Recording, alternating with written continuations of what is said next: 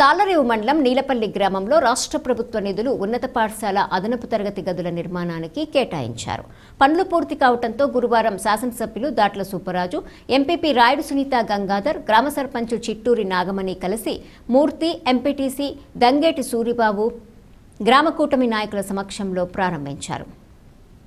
కాకినాడ జిల్లా ముమ్మిడివరం నియోజకవర్గం తాళ్ల మండలం నీలపల్లి గ్రామంలో రాష్ట్ర ప్రభుత్వం పేద పిల్లలకు ఆహ్లాదకరమైన వాతావరణంలో నాణ్యమైన విద్యను అందమైన తరగతి గదుల్లో అందించాలని రాష్ట్ర ముఖ్యమంత్రి నారా చంద్రబాబు నాయుడు సహకారంతో శాసనసభ్యులు దాట్ల సుబ్బరాజు ప్రత్యేక దృష్టిని పాఠశాలలపై కేంద్రీకరించి అధికంగా నీలపల్లి పాఠశాలకు 40 లక్షలు మంజూరు చేశారు. ఆ పనులు పూర్తి కావడంతో గురువారం తరగతి గదులను ప్రారంభించారు. అనంతరం ఏర్పాటు చేసిన సభలో ఆయన గ్రామసిద్ధులను ఉద్దేశించి ప్రసంగించారు. నీలపల్లి గ్రామ అభివృద్ధికి కృషి చేస్తామన్నారు. గత పాలకులు నిర్లక్ష్యంగా వదిలేశారని, ముఖ్యమంత్రి నారా చంద్రబాబు నాయుడు నాయకత్వంలో అభివృద్ధిని పరుగులు పెట్టిస్తున్నారు.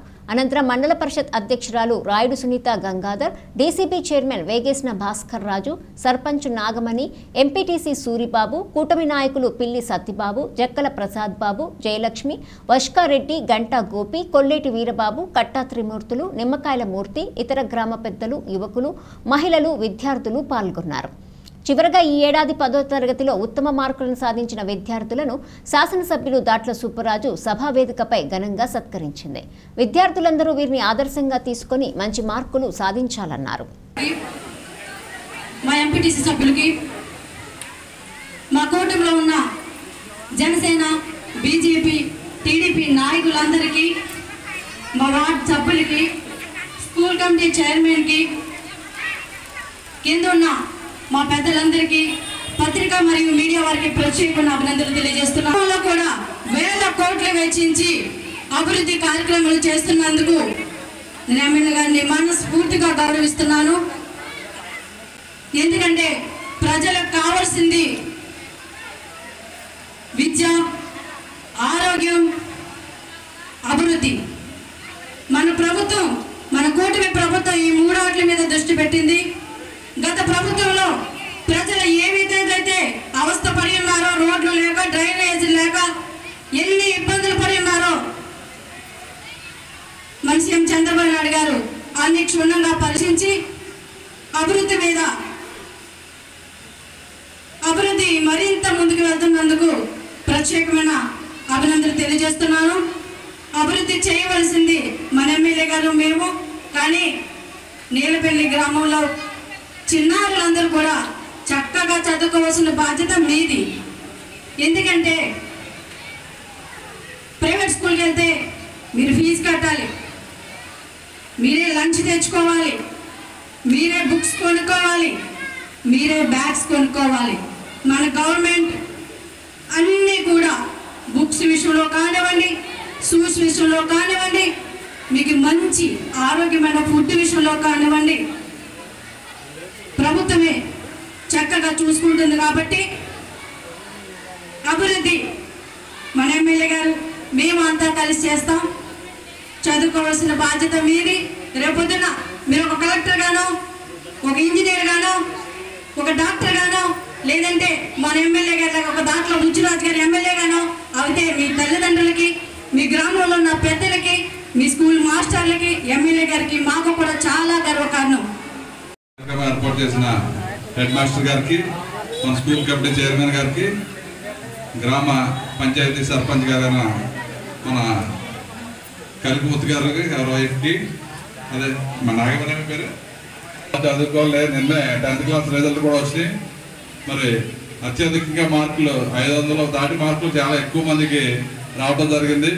మీ స్కూల్లో కూడా అనమాట 500 అబవ్ వచ్చాయని చెప్పారు.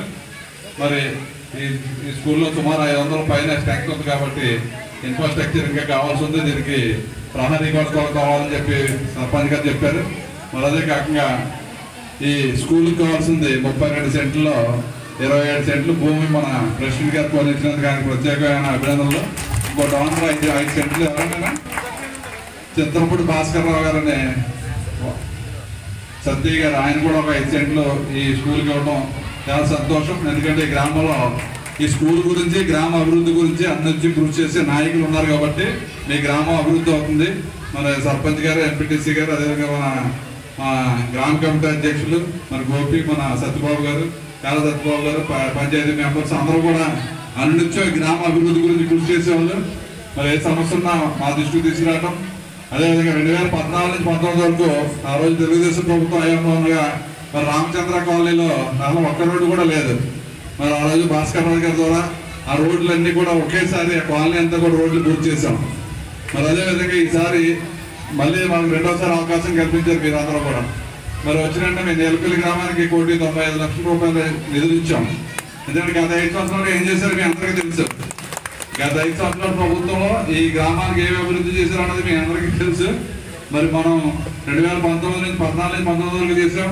మళ్ళీ ప్రభుత్వం వచ్చిన 9 నెలలకే మీ గ్రామంలో 2 కోట్ల రూపాయలతో మరి ఏదైతే ఇందిరమ్మ కాలనీ ఉందో మోకాళ్ళలోతు నీటిలో ఉండే పరిస్థితి ఆ గ్రామం అంతా మరి మొత్తం అంతా ఒకేసారి సుమారు 1,15,00,000తో ఆ గ్రామంలో ఉన్న రోడ్లన్నీ కూడా మన పెద్దలు ఒకళ్ళ సలహా మేరకు ముందుగా పూర్తి చేయడం జరిగింది. ఏదేమైనా సరే యానం పక్కనే ఉన్నారు మీరు, యానంతో సమానంగా డెవలప్ చేయాలని చెప్పి ఆ రోజు మీకు 14లో కూడా మీకు ఎక్కువ ఇచ్చాను నిధులు, 19లో కూడా ఎక్కువ ఇస్తాం. ఎందుకంటే యానానికి మనకి కంపేర్ చేస్తారు మీరు పక్కన. యానం డెవలప్ అయింది మాకు ఏం లేదని ఫీలింగ్ ఉంటుంది. ఆ ఫీలింగ్ లేకుండా చేయాలనే ఉద్దేశంతో మరి మీకు ఇంకా సమస్యలు ఉన్నాయి మన దృష్టికి తీసుకొచ్చారు. ప్రధానంగా మంచినీటి సమస్య. ఆల్రెడీ మీకు స్కీమ్స్ 2 చోట్ల 2 చెరువులు ఉన్నాయి, కానీ ఆయన పూర్తిగా సరిపోవట్లేదు. మరి జల్ జీవన్ మిషన్లో కూడా సరిగ్గా వినియోగించలేదు. గత 5 సంవత్సరాల ప్రభుత్వంలో 40-60లో జల జీవన్ మిషన్లో అనేక లక్షల కోట్లు ఇచ్చారు. కేంద్ర ప్రభుత్వం దృష్టికి తీసుకెళ్లి మన ఆంధ్రప్రదేశ్కి ఇంకా 2028 వరకు కూడా ఆ స్కీమ్ వర్తింపు చేసేలా చేశారు. కాబట్టి ఆల్రెడీ ప్రతి మండలానికి ఒక ప్రాజెక్ట్ కట్టడానికి ప్రపోజల్స్ కూడా పంపాం. అందరిలో ప్రతి ఇంటికి ట్యాప్ ఇవ్వాలన్నది మన ప్రభుత్వ ధ్యేయం. కాబట్టి తప్పనిసరిగా మీ గ్రామంలో ఏదైతే రిక్వైర్మెంట్ ఉందో దాన్ని ఏ విధంగా ఫుల్ఫిల్ చేయాలని చెప్పి మా ప్రెసిడెంట్ గారు మన అందరూ పెద్దలందరి సమక్షంలో దాన్ని ఏ విధంగా చేయాలో తప్పనిసరిగా ప్రతి ఒక్కరికి మంచినీళ్ళు ఇచ్చి ఏర్పాటు చేయడానికి మేము ముందుంటాం. అన్ని కూడా పరిష్కారం చేయడానికి ఎప్పటికప్పుడు ప్రతిపాదనలు ముఖ్యమంత్రి గారి దృష్టికి తీసుకెళ్లి, మంత్రి గారి దృష్టికి తీసుకెళ్లి మరి పరిష్కారం తీసుకొని ముందుకు వెళ్తున్నాం.